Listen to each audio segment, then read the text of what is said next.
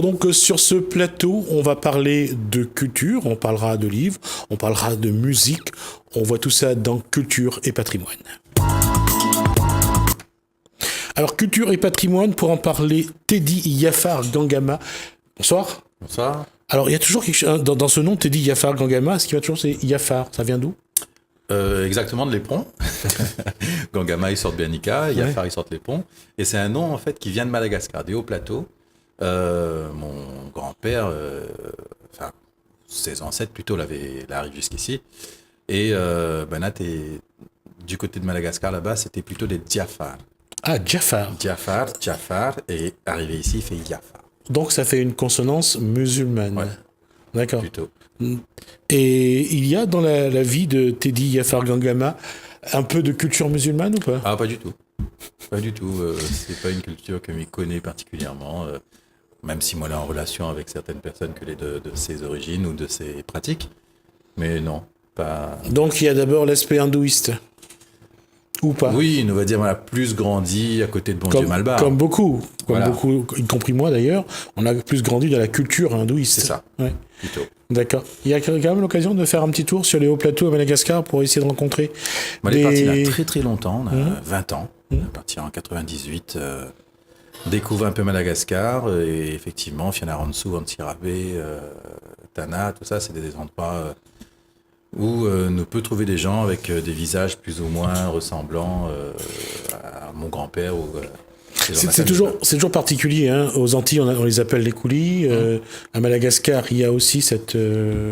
Mais eux viennent plus un petit peu plus de ce qu'on appelle les îles autour de l'Inde, hein, comme de la Malaisie pour certains. Oui, c'est ça. C'est plutôt des Mélanésiens d'origine que la voyager. D'ailleurs, on voit la plupart les plats très grands. Hein, les gens des hauts plateaux, je veux dire. Après, moi, la sorte plus malbar que malgache, mais... au regard de ma sœur, au regard de les autres personnes de ma famille, voilà, nous les mélanger, quoi. Nous a un côté malgache, un côté malbar. Et c'est un paradoxe de le dire à chaque fois, quand on parle de métissage, quand on parle de ce mélange. Ça fait quoi, finalement? Souvent, les hindous, quand ils disent « je suis hindou », et j'arrive toujours... je parle de la Réunion, hein. J'ai toujours cette posture en disant « non, vous n'êtes pas hindou, vous êtes réunionnais d'origine hindoue ». Et c'est ça qui est un paradoxe. On est réunionnais d'origine afro-malgache, hindou, européen, mais... Oui, c'est un paradoxe, mais en même temps, c'est la réalité d'ici, quoi. C'est-à-dire que ça est né ici, il est né ici, son identité n'est pas liée à sa religion. Hindou, c'est qu'on pratique la religion hindoue. Après, vous êtes d'origine... indienne, d'origine tamoule, si vous venez du sud, d'origine malgache. On ne peut pas dire où les malgaches, si vous êtes né ici, si vous êtes né là depuis 3-4 générations, on a de parents là ici. Un petit peu à l'image des Zanatan de Madagascar, c'est-à-dire ces étrangers qui sont nés les étrangers, les Européens qui sont nés sur le territoire malgache. Donc on a un terme pour eux, c'est les Zanatan, mais c'est pas des malgaches. Et ils sont fiers par contre, hein. J'ai rencontré des personnes qui se disent je suis Zanatan mais fiers d'être malgache. Oui. Et ils sont plus malgaches d'ailleurs qu'européens. Oui, parce qu'après ils ont grandi, ils ont vécu sur le territoire, donc forcément ils portent aussi en eux c'est les valeurs du pays, enfin heureusement. Et ça se retrouve dans la vie de Teddy Yafar Gangama, tout ce mélange, tout cet héritage venu d'Asie, d'Europe, d'Afrique. Ça se retrouve dans sa vie de tous les jours où, à un moment donné, on est quand même un peu perturbé par toutes ces origines en se disant mais je suis plus africain, je suis plus européen, je suis plus indien, je suis plus asiatique. Ouais, les complexes d'identité d'un Réunionnais. En tout cas, quand les Réunionnais d'origine indienne ou d'origine malgache, mais avec en plus une identité et une carte d'identité qui donne à une nationalité différente. Tout à fait. Enfin, tout ça en une seule personne, les compliqué parce que quand on remonte dans l'arbre généalogique, on voit que d'un côté ils sortent de Madagascar, l'autre côté ils sortent en Inde, on a un peu dedans la mélanger avec des gens qui sortent en France, d'autres en Chine, où des enfants vont marier peut-être avec un étranger. Enfin, et tout ça, il fait que il constitue notre identité malgré tout. D'autant que quand on regarde l'Inde est hindoue et indien et musulman, donc des musulmans qui viennent de l'Inde et non pas des pays arabes. On a tout ce qui est canton Hong Kong, mais qui est pas de Chine. Ça fait quand même, je veux dire, quand on essaye de remonter l'arbre généalogique, Ça fait Elle du est sacré compliquée, casse-tête, hein, de casse-tête. Hein, Elle est compliquée parce que déjà, si nous arrivons à remonter au premier ancêtre que la pose de pied ici, il est super parce qu'on a des noms qu'on retrouve pas forcément quand on remonte dans l'arbre généalogique.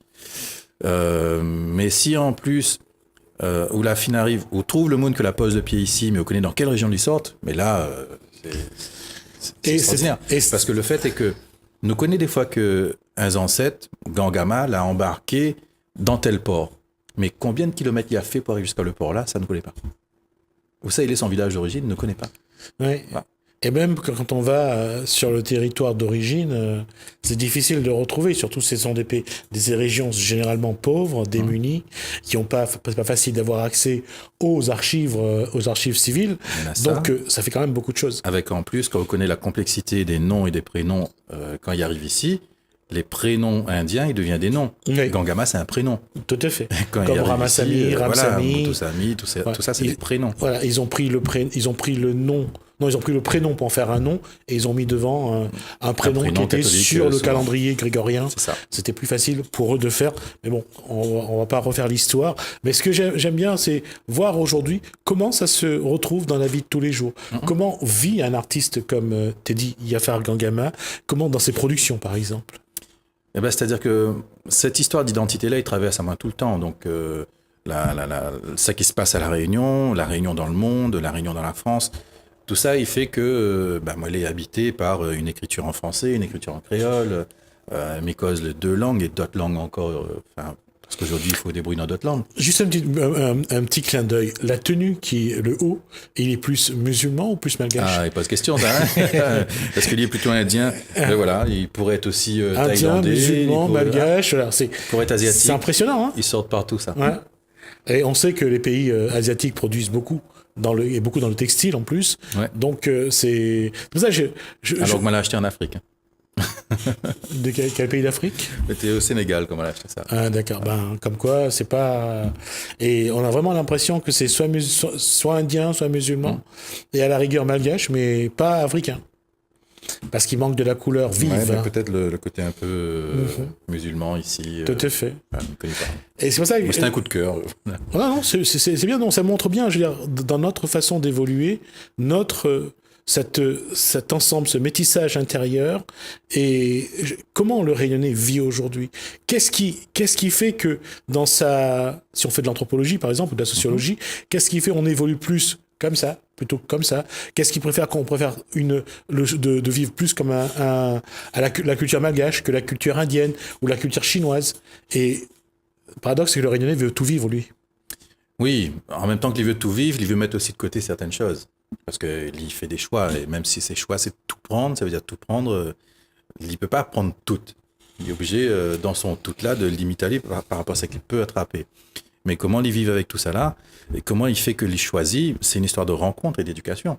C'est-à-dire, si votre parent l'élève à haut dans le service cabaret, de fortes chances qu'à un moment, vous continuez dans le service cabaret, ou que, parce que votre cercle d'amis, votre cercle familial, entraîne à haut là-dedans, vous évoluez là-dedans. Il y a un bon peu de groupes Maloya, par exemple, qui a grandi dans le service cabaret, qui continue le service cabaret. Et surtout, il y a beaucoup de groupes de Maloya qui se sont créés pour faire les services cabaret. On a ça aussi. Bon, après, on a ça qui sort du cultuel pour aller vers la scène et qui revient ensuite dans le cultuel. Voilà, on sent aussi que cet ensemble d'origines, de racines, fait qu'on est dans une forte spiritualité entre l'hindouisme, tout ce que la Madagascar apporte, tout ce que les autres origines apportent. On est dans une forte spiritualité et surtout, on essaye de lutter contre quelque chose qui est en nous, c'est-à-dire savoir qu'est-ce qu'on est vraiment. Oui, alors après, on a des représentations dans tout ça. On imagine que nos ancêtres, tous les ancêtres réunionnais, il a été esclave et que tous les ancêtres l'ont été engagés. Bon, pour moi, c'est un discours un peu facile, parfois de victimisation et malheureusement d'enferme à nous là-dedans, alors que non, nous l'a pu. Peut-être qu'on a des ancêtres qui l'ont été épanouis aussi quand on arrive ici, peut-être qu'on a 2-3 l'a réussi et que. Teddy Yaphar veut dire qu'aujourd'hui, il faut prendre tout ça et essayer d'en faire quelque chose de formidable. Il faut pas tout le temps se victimiser et rester dans le passé. Voilà. Il faut en faire quelque chose de magnifique, une forme de lumière qui peut être encore plus forte. Il faut faire ça, effectivement, mais avant tout, il faut connaître. Il faut connaître l'histoire. Mais il faut encore là, on a des choses sur les réseaux sociaux, des gens qui disent mais non, on n'avait pas de malgache à l'origine à La Réunion, et compagnie.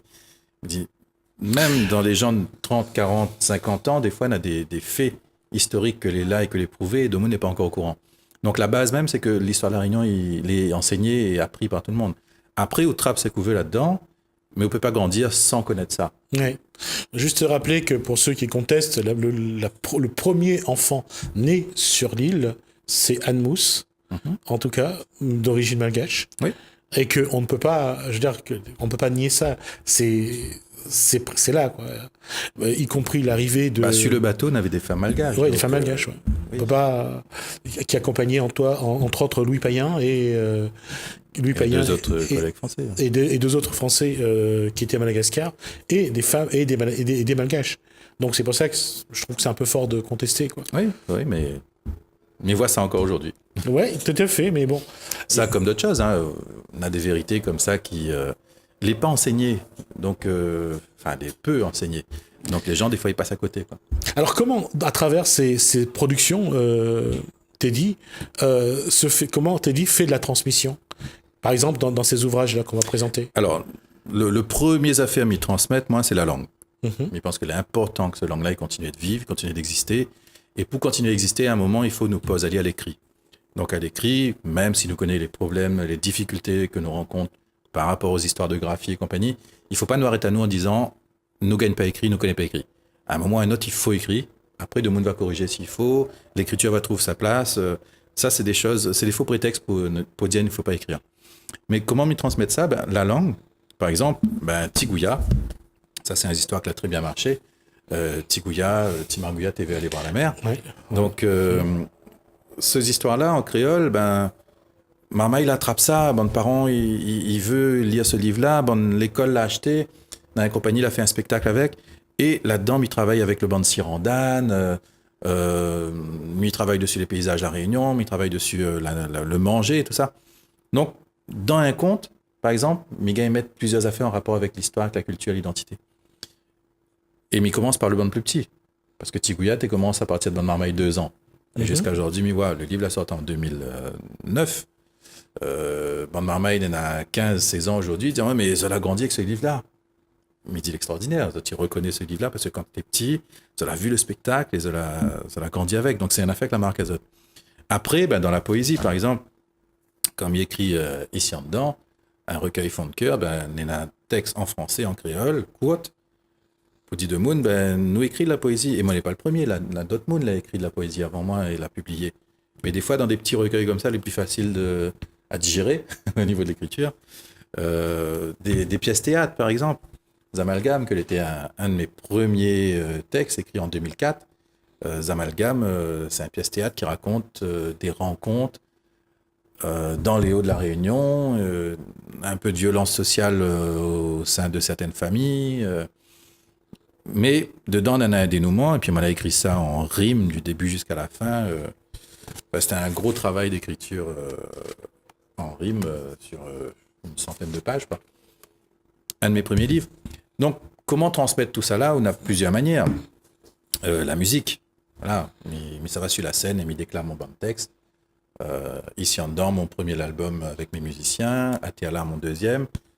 Et d'aller déclamer les textes, d'aller raconter, m'y-cause dessus la société, m'y-cause dessus des quartiers, m'y-cause dessus différentes affaires qui concernent à nous ici. De Mouni écoute, de Mouni regarde, de Mouni attrape. Et vous n'allez pas neutre par rapport à ce genre de discours-là. Et il y a quelque chose quand même qu'on voit, c'est que, comme Tigouya ou comme les autres, quand on s'en sert comme support pour les contes, par exemple, on s'en sert pour faire de la lecture aux enfants ou plus âgés, ça intéresse, ça capte l'attention. Et quelque part, c'est pas un petit peu navrant de voir que ça leur plaît, mais ils font pas l'effort d'aller vers, mais il faut leur apporter. En fait, les marmailles, ça acheté. Et les parents, ils fondent devant parce qu'ils connaissent le marmaille en vie. Zot même, cette là, mais ils parlent vraiment de cette là, mais ils ne peuvent pas faire une généralité sur la plupart des livres ou des contes en créole. Mais en tout cas, cette lame iconique qui a très bien marché parce que nous l'avons plus de 6000 exemplaires vendus. C'est excellent. Extraordinaire pour un livre en créole. Ouais. Enfin, 6000 en français et en créole parce qu'il existe une version en français aussi. Mais 6000 exemplaires vendus. Le pièce théâtre a fait plus de 180 représentations. Donc, c'est un gros succès.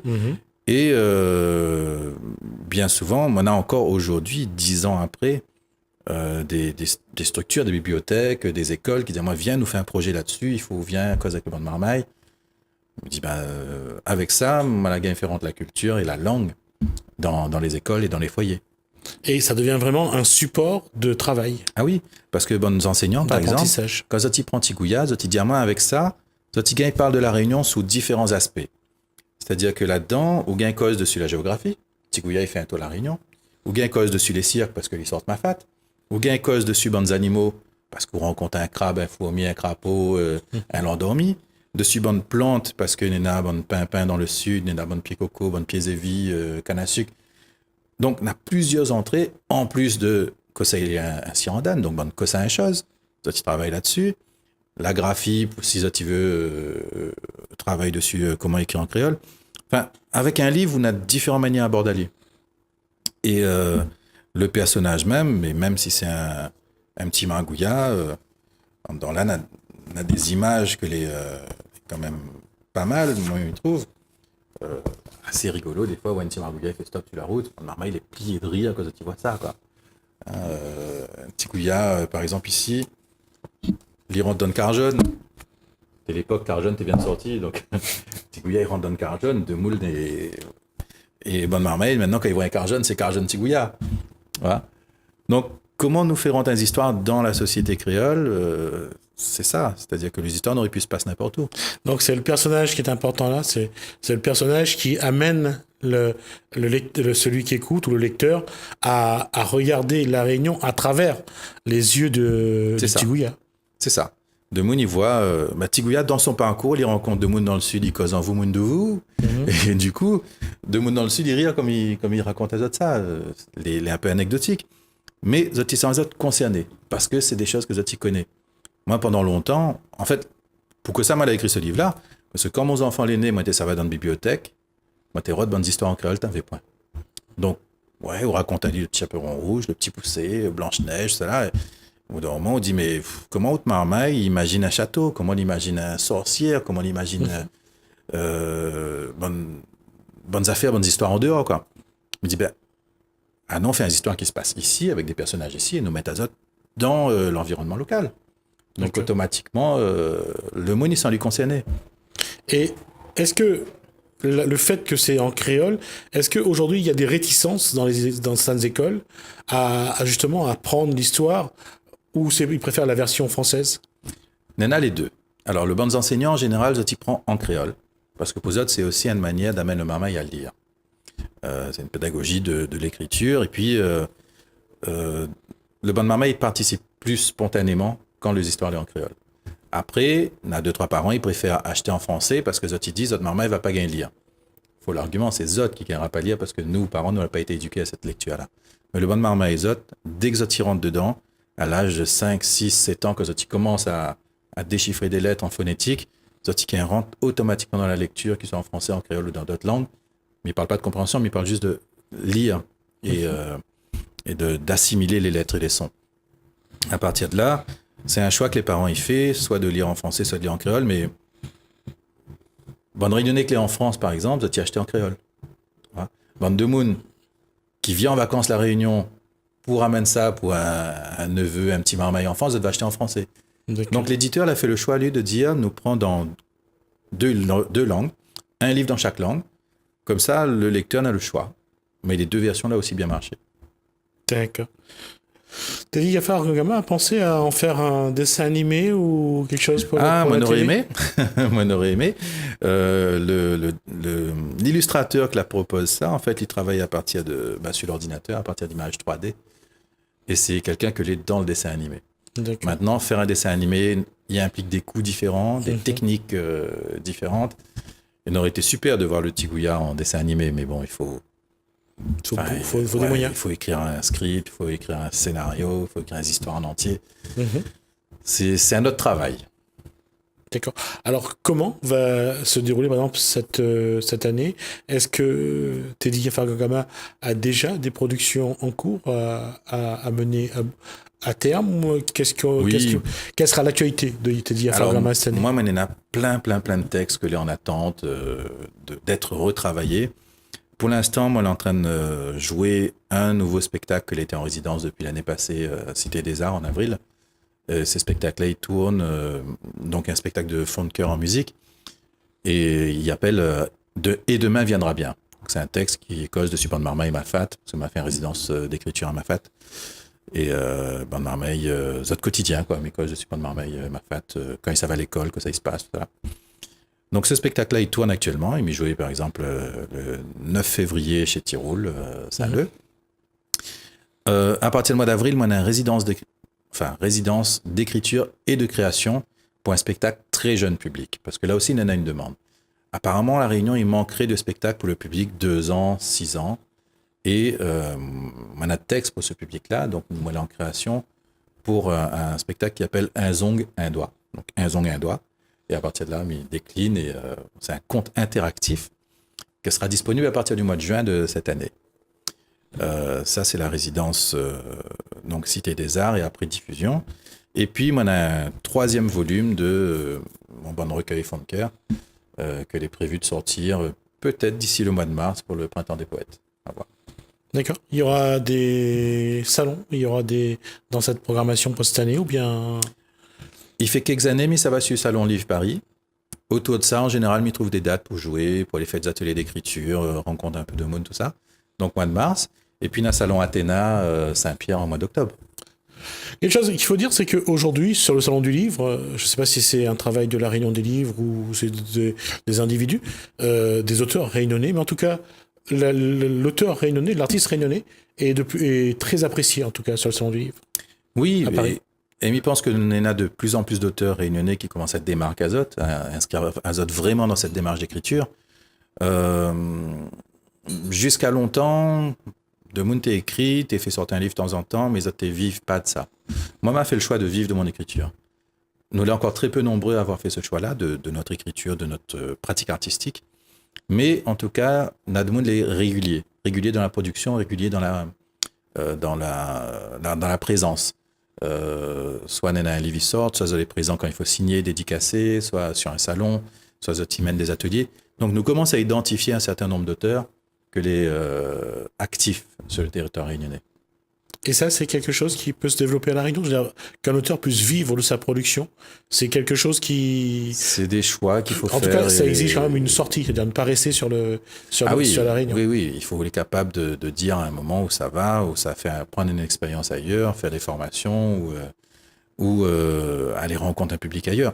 Où pourrait rester La Réunion, mais le lectoral est limité.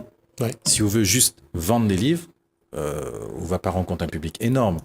Moi, ce qui permet à moi de vivre, c'est parce que moi, est en même temps sur la scène, en tant qu'artiste, et comme il fait des ateliers d'écriture. Mais c'est pas comme il gagne 1 euro par livre vendu que il paye mon loyer, quoi. D'accord. On aura l'occasion, en tout cas, Teddy Yafargama, de revoir un peu tout ça, de discuter. En tout cas, quand on revient, il n'y a pas de problème. Ok. On aura l'occasion de parler de ça. Et j'espère que cette année, on aura l'occasion aussi de parler un peu plus des auteurs réunionnais, parce qu'il y a une production réunionnaise qui est reconnue déjà à l'intérieur comme à l'extérieur. Et j'espère qu'on aura l'occasion donc d'en parler. Merci. Teddy Yafargama. Merci à vous. Ça a été un plaisir de se revoir et d'échanger. Bonne année. Merci. Et puis, comme je dis, à la prochaine. Merci à vous de nous avoir suivis. En tout cas, j'espère que ça a été pour vous l'occasion de découvrir un petit peu ce que les auteurs réunionnais, en tout cas, réussi à faire. Comme je dis, c'est l'occasion aussi de les encourager quand vous passez dans les rayons livres des grandes surfaces ou dans les librairies. Merci à vous de nous avoir suivis.